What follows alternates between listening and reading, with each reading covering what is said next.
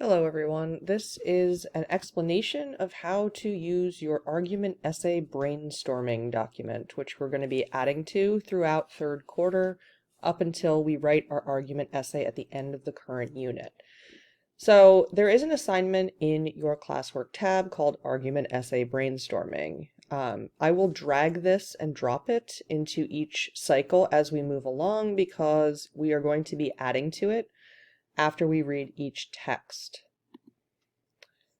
So when you open this up, you will have a Google Doc with your name on it. And when you open that doc, it will look like this. So the directions are here. Each time we finish reading a text in class, you will have time to add quotes that you can use in your essay to this table. This will make writing your essay so much easier. So when you look at this chart that I've created for you, it looks a lot like the chart we used to plan for the body paragraphs in your first essay. However, we did that one all at the end after we had read everything, which was confusing. So this time, I set it up ahead of time. I put all of the titles and authors of everything in for you, so you know which articles and stories and poems you're responsible for. And what we're going to do is add one line at a time after we finish reading each text.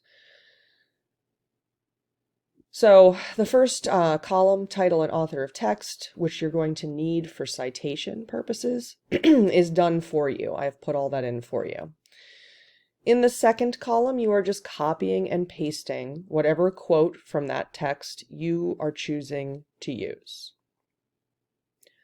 In the third column, you're answering this question: what does this quote show about people's access to the American dream? Remember, the subject of our essay is, do all people in America still have access to the American dream? So this is you explaining in your own words what the quote is saying. And then in the third column is where your opinion comes in. Do you agree or disagree with what the quote is saying, and why? So this first line here is an example that I created based on the Declaration of Independence, which is our first text that we have read for this part of the unit. So I copied and pasted this quote from the Declaration of Independence.